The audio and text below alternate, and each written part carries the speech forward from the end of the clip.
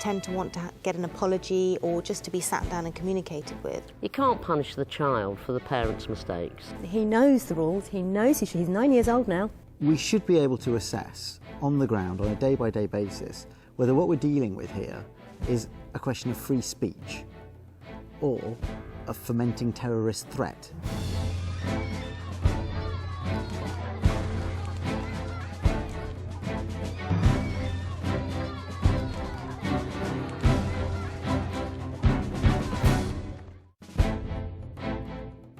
What happens when a parent is threatening or frightening? Is he being aggressive or simply concerned when he demands the best for his child?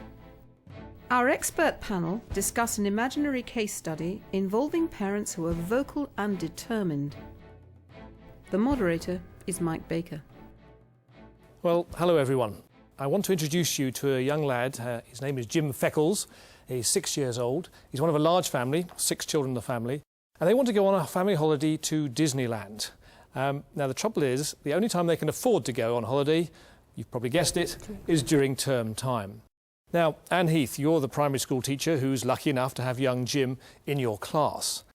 Are you going to let him go on holiday? Well, what I would need to do is first of all check his attendance record, and if he is attending very well, over 95% attendance, then I would consider it. OK. Sue Seifert, you're the head teacher of this primary school. What's your policy? Do you willingly let people go on holiday during term? Particularly in this case, you know, they can't afford to go any other time, and actually this family really could do with a holiday. Of course I'd let them go. Firstly, while we're saying that education only happens in the classroom, actually going to Disney World might be a wonderful education.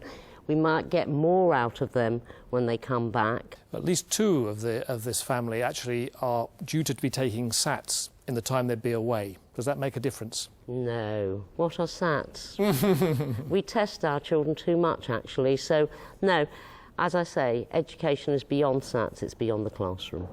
OK. Peter Kessler, you are the governor at the school. Are you really happy with this very easy approach to saying people can go off on holiday whenever they want? I mean, surely everyone's going to start doing it. I'm absolutely fine with people going on holiday, and I don't agree with people being forced to stay in school just to keep the numbers up. Where I draw the line is Disneyland. I doubt whether going to Disneyland would really be a valuable educational experience. If we're in a city, you know, getting out to the hills could be a lot more useful and educational. Educational value of the trip would make a difference to you? Yeah. I just wanted to make one point about this attitude to not letting them go away. Are we supposed to be policemen for the government, or are we supposed to be educators for our young? You know, worrying about, you know, them complying with the rules and taking time out of class. You know, I think we should be thinking about what the children will benefit from until somebody comes and taps us on the shoulder. OK. Well, let's introduce you to another member of the family, Arnie Feckles. He's 13. He's in the secondary school. And Judy Gemmell, you're the deputy head at the school. What's your position on this? You know, would just 2 weeks holiday, Disneyland, middle of term time. Are you willing to let them go? Not without a struggle. If they're not there, we can't teach them, and they can fall back quite considerably. And if the attendance was poor, and if there had been other requests, then I would recommend to the head that we declined this, and they might go ahead anyway, but it would be then on record. OK, Linda Austin, you're the head teacher, so obviously it's going to arrive at you as well. My view would be I'd be strongly discouraging them to go away and take them away on holiday. I would need to point out that if they were not back in the school within 2 weeks, then their child would lose their place from the school, and as there is a waiting list in their particular year group, it could well be that the child doesn't actually is able to come back to the school. Right, we're going to move on because we've got another problem on the horizon. Rosie Strident is another 6-year-old, same class as Jim, Anne, and she is also wanting to go on holiday, or at least her parents are. They are going to go somewhere really educational, going on a trip to ancient Greece. Does that make you a little bit more favourably inclined to letting them go because they're going to do something much more educational? No, it wouldn't make me favourably inclined because it is taking time out of term time.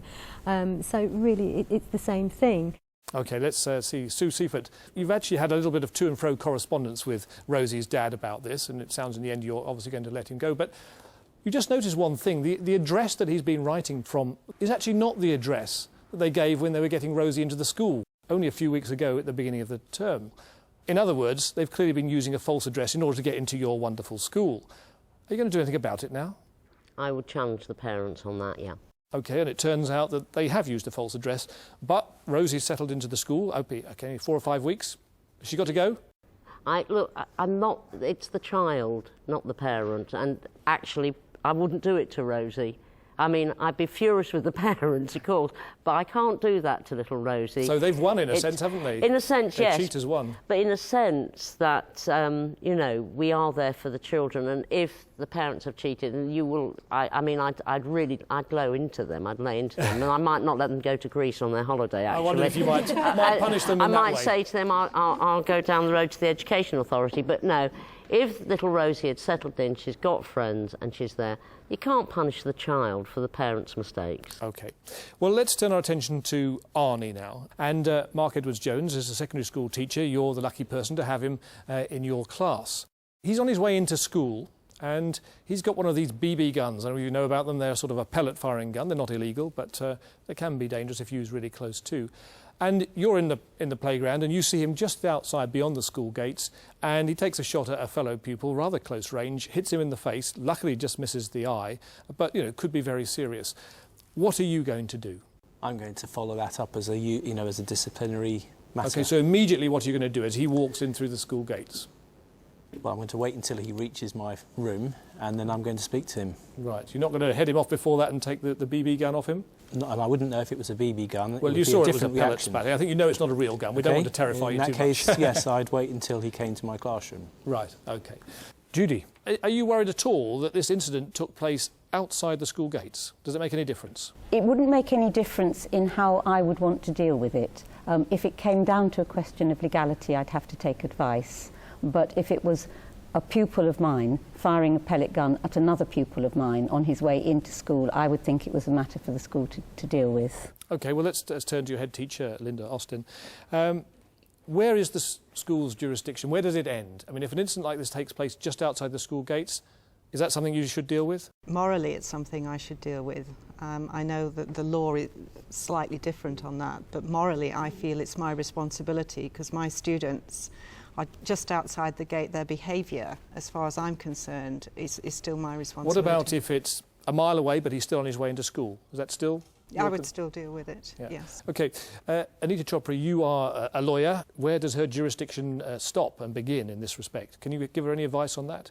Yeah, I mean, it's not a clear-cut case in terms of incidents that occur outside the school. I think if it's, you know, literally just outside and you've actually witnessed it, then I think there is a duty on you to act, particularly also if the pupils are wearing school uniform, they're easily identifiable. So uniform makes a difference? Yes, I think so. OK, let's turn to our school-attached police officer, Mike Kearns. What would you be doing in those circumstances if you had been in the playground at the moment you saw Arnie firing this gun just outside the playground gates? Immediate action would have to be taken to remove the weapon from him and obviously, depending on what way the information had come to the school, liaise with the head teacher. OK. Well, so that's the action that's been taken. The gun's been removed. OK, I'm now Arnie's dad, and I'm pretty furious, and I've marched into the school, and I've come to your office, Linda. And I say, what are you doing? This happened outside the school. It's none of your business. I hope you're going to give him his gun back. I would sit him down and wait until he's... I'm not going to sit down. I'm far too cross to sit down. Well, then I would hope that we could encourage you to have a rational discussion, because if that is not going to be possible, then I'm going to delay our meeting and discussing with you until you are in a frame of mind. But surely it's theft. You know, effectively, you took that gun. It's his gun. It happened outside school. It would be different, I guess, if it had happened inside the school. I think you need to give it back. What I would have done before I had my conversation with you or with the parent would be to check with the policeman as to how actual serious the gun was. Well, let's talk to Mike, because Mike is standing just outside your office as it happens, and he hears these raised voices. You have to remember this is not a real gun. This is, you know, effectively a toy gun. They fire pellets like, you know, paint pellets and so on. And he's 13. Aren't we overreacting a bit here? Just the very fact that it is a gun shaped like a gun, BB gun or otherwise, we'd have to establish what exactly it was. And I think a very crucial point is brought up there. in terms of the discretion of the police officer who's actually dealing with the matter. The more police that are actually placed in schools sometimes can lead to an escalation of dealing with minor matters by, if you like, using the hammer to crack a nut. Well, look, I'm Arnie's dad. I'm not very happy. I've been into the school. You're not going to give the gun back. You still seem to think it's far more serious than I do, and I say it happened outside school. So I've turned up to my lawyer. And we've got a strong case, haven't we? Well, I think you've got to be reasonable. I mean, if it is a weapon that can cause harm, then I think you've got to appreciate that perhaps it was a sensible thing to do. You can discuss it with the head teacher afterwards. We can put some correspondence to them. I can't sue them, then I can't. I'm afraid not at this stage. Very disappointed. I might be finding another lawyer, actually. Anyway, let's say time passes and we move on a little bit, and let's focus back on the primary school for a moment, because Jim is still in your class, and he's a very boisterous boy. You've told him many times, to slow down because he's always crashing into people. And I'm afraid he has to crash into somebody else again, and he's knocked over, Rosie it is this time, knocked her flying in the playground, and she's actually quite seriously hurt, probably going to have to go to casualty, at least for a checkup. Now, the problem is, no adults saw the incident. So what are you going to do about Jim? Are you going to have a talking to with him? Oh, of course, I would talk to him and ask him exactly his version of the events and write that down. Obviously speak to Rosie as well when she's come back from casualty. Yes. And hear her version of the events and speak to any children who were playing around in that area who may have seen it as well and piece that together. What about Jim's dad, who we know pretty scary character? Would you talk to him? I mean, be honest, would you rather not? I would talk to him if I really felt that Jim was acting, he was out of control. OK. Sue Seaford, as the head teacher, will you talk to Jim's dad? Okay. I certainly will talk You're to not scared Jim's. of him? I am certainly not. He should probably be scared of you. Yes. I think I'd have Jim's dad in the office, but I'd have the teacher with me. And I wouldn't be talking about punishment, or I'd be talking about the difficulties Jim had and how can we all work together to help him being less boisterous. And I may suggest things he may say absolutely no to and start screaming and shouting about, but I'll say to him, look, that's my opinion, and I think you should take it because I'm a lot older than you. So you're not going to punish Jim? OK, well we don't, until we know exactly what happens, but, will punishing Jim stop him doing what he keeps doing? OK, well, I'm Rosie's dad now. It's my daughter, of course, who's been knocked over. And I've come into your office now. I don't shout and scream, but I'm pretty pushy, actually. And I'm not at all happy that you're not taking any action against Jim to make sure he stops it. Yeah, well, obviously a very reasonable middle-class man, I'd say to him exactly what punishment would you like me to do? Maybe I could borrow his brother's gun and do some damage there. But no, I think I'd say to the dad, look, we are dealing with this. If he's a reasonable man, I'd be saying, look, I'm afraid I'm not a reasonable person. Well, then if you're not... like I'd be parents. saying to him that Jim obviously has difficulties and problems. It's very unfortunate that Rosie got hurt. We will be dealing with it.